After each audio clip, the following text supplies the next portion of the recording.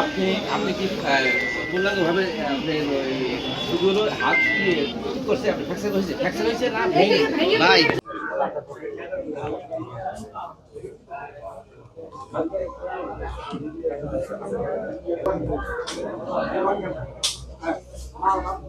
ওই আমরা চা খাইতেছি দোকানে, তখন দেখে যে একটা আওয়াজ, তো আওয়াজ শুনে আমরা দোকানে বাইরে চা খাই। এর মধ্যেই দোকানদার দেখা যায় বাইরে চিকরেছে, এই বাইরে দেখি যে আমার বন্ধু সেলিম আর মেয়ে অসুস্থ, এরকম আঙ্গুল কাইটে গেছে, দাড়ি, হ্যাঁ এই রানের সাইড ইয়ে গেছে। তারা নিয়ে মাদারপুর নগদে চলে যায়, যাওয়ার পর ওখান থেকে তারা ঢাকা ট্রান্সফার করছে।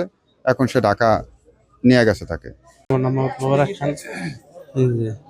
না এই জায়গার যারা যে ছাত্রছাত্রী ছিল পরে সাথে এই যে কালকে থেকে হয়েছিল এই বাড়ির যে ইমন সর্দারের মা, সেও বলছে আমার যারা আমি দেখছি কি কি আমি বলতে পারি নাই, পরে আমি ওই জায়গা থেকে রাইখা দিছি, রাইখা দিয়ে সেরা পরে ছিল না।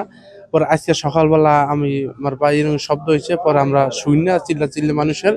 তারপর আমরা 5টার পর আমরা এই জায়গায় আসি, দেখে 5-6 জন অসহায়ভাবে একজন অবস্থা খারাপ, অনেক ঢাকা রেফার করা হয়েছে, আর 4 জন তারা মাদারপুর সদর হসপিটালে আছে। ঠিক আছে, ছিলাম বুঝছেন, তা বাসার থেকে যখন একটা বড় আওয়াজ হয়েছে, তা ওই জায়গা কেউ ফোন দিছে যে গ্যাস সিলিন্ডার বাসত, এই দৌড়ে এসেছি। শুনি আমার বাইক নিয়ে আসে মাদারপুর ওটিতে নিব, ওই জায়গায় রক্ত মানে না, এই হাত ফাইচা এরকমই হয়ে গেছে, হাতটা এরকম ফাইচা গেছে, হাত ভাঙছে, এই সাইড থেকে কিছু নাই, ঢাকারে বাস করছে। এই বসতি দেখলাম এই জায়গায়, আর কিছু দেখিনি। আমি এই যে সুস্থ তদন্ত, সুস্থ বিচার চাই। আমার বাইজের ছবি এই যে আপনাদের দেখাই, দেখেন কত ছোট বাচ্চা। হ্যাঁ, আমি এই যে ছবিটা দেখাই, আপনি দেখেন, এই যে এই যে দেখেন, এই যে হ্যাঁ, এটা হইলো তো 10-10.5 বছর হবে।